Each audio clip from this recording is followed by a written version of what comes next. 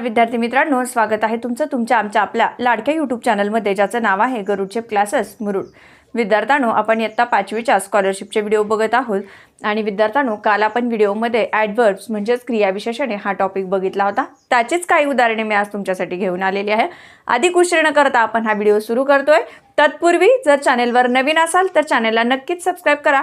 सोबत असलेल्या बेल आयकॉनला क्लिक करा, जेणेकरून तुम्हाला क्लासेसचे व्हिडिओ नोटिफिकेशन सर्वात अगोदर मिळत राहतील. चला विद्यार्थ्यांनो, अधिक उशीर न करता आपण हा व्हिडिओ सुरू करतोय. विद्यार्थ्यांनो, ॲडवर्ब्स म्हणजे क्रियाविशेषणे, त्याची प्रस्तावना, ॲडवर्ब्स कसं ओळखायचं आणि काही एक्झाम्पल्स मी तुम्हाला कालच्या व्हिडिओमध्ये सांगितले होते. आजही त्याच प्रस्तावनेवर आणि त्याच पद्धतीचे क्वेश्चन्स मी तुम्हाला विचारणार आहे आणि उत्तरं सुद्धा सांगणार आहे. तुम्ही गेस करायचं आहे की आपली उत्तरं बरोबर येत आहेत का आणि आपल्याला ॲडवर्ब्स हा चॅप्टर समजलेला आहे का नाही ते.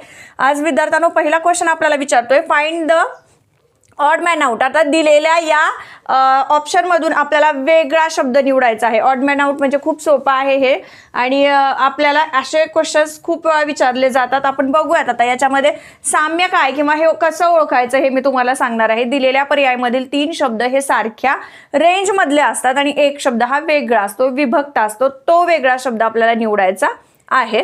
अगदी सोपं आहे बघा. कर्ली, रेग्युलरली, डेली आणि अँग्रीली. म्हणजे रेग्युलरली, डेली, अँग्रीली हे कशा सातत्य दर्शवणारे शब्द आहेत.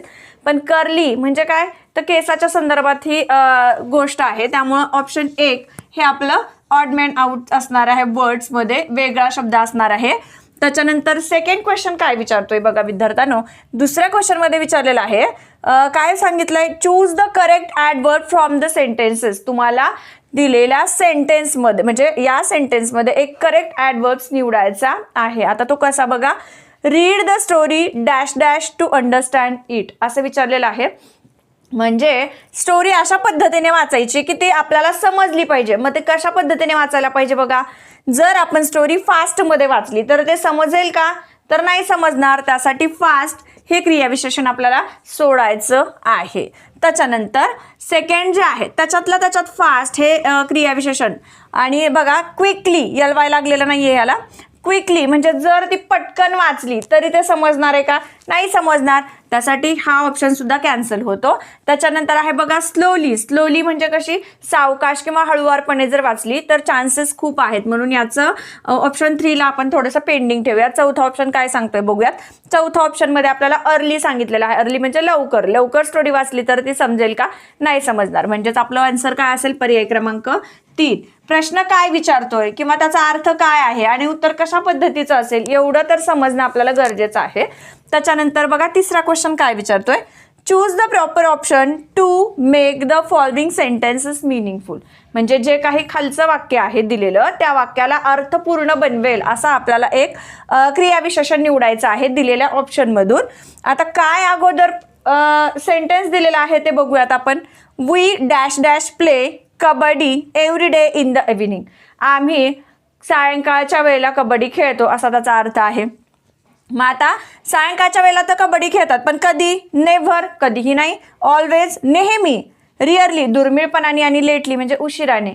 आता याच्यामध्ये काय एक मिनिंगफुल क्रियाविशेषण असेल की त्यामुळे ते अर्थ पूर्ण होणार आहे.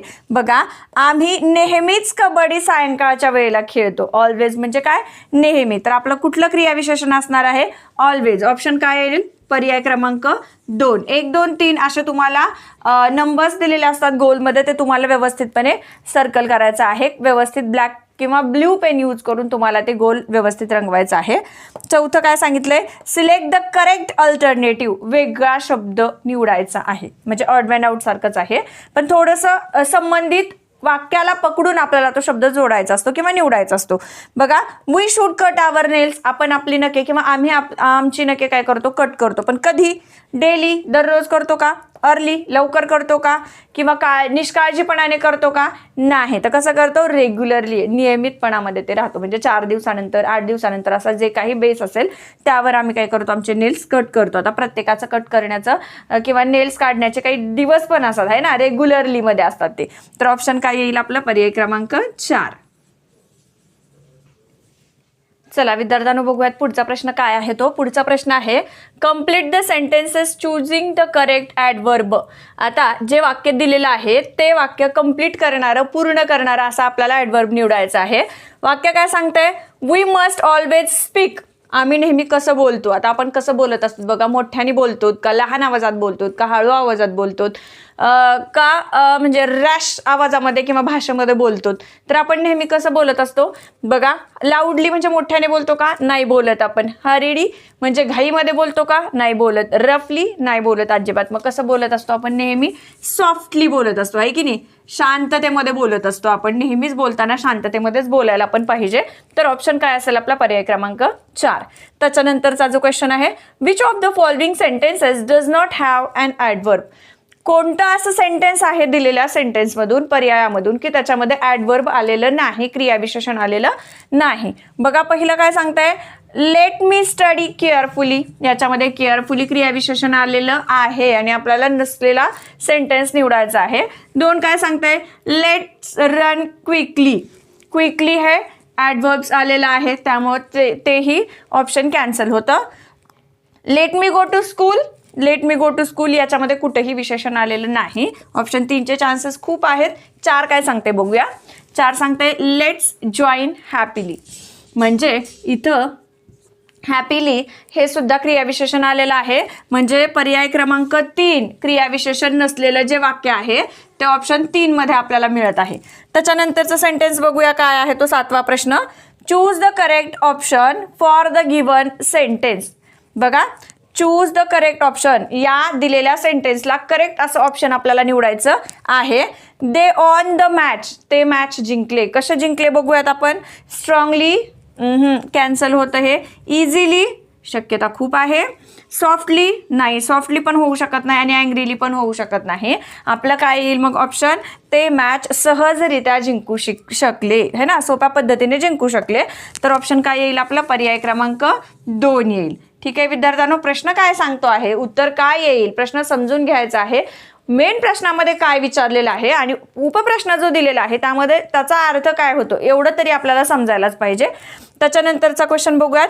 Choose the correct adverb to make a meaningful sentence. आता आपल्याला करेक्ट ॲडवर्ब्स निवडायचं आहे जे की हे वाक्य पूर्ण करेल असं. ठीक आहे, अर्थपूर्ण वाक्य बनेल. बघा वाक्य काय सांगितलंय, the moon dash dash comes out at night. आता वाक्य सगळ्यांनाच कळलं असेल की चंद्र कधी येतो आकाशामध्ये किंवा रात्री येतो. तर तो म्हणजे कसं बघा, समटाइम्स किंवा नेव्हर, ऑलवेज आणि अर्ली. काय येईल मग ऑप्शन, तर ऑलवेज म्हणजे नेहमीच चंद्र कधी येतो आकाशामध्ये, रात्री येतो, है ना. तर अशा पद्धतीने आपल्याला ॲडवर्ब्स हा चॅप्टर समजला असेल अशी मी आशा करते. विद्यार्थ्यांनो, हा व्हिडिओ कसा वाटला हे कमेंट्समध्ये मला नक्कीच सांगा आणि तुम्हाला स्कॉलरशिपमध्ये कोणता चॅप्टर अवघड जातोय त्याचंही मला कमेंट्समध्ये नक्कीच नाव सांगा. मी त्यावरही व्हिडिओ करण्याचा प्रयत्न करेन आणि तो व्हिडिओ लवकरात लवकर तुमच्यापर्यंत पोहोचवेन जेणेकरून तुम्हाला त्याचा छान प्रकारे अभ्यास करता येईल. चला तर विद्यार्थ्यांनो, भेटूयात अशाच एका नवीन व्हिडिओसोबत. तोपर्यंत सगळ्यांना धन्यवाद.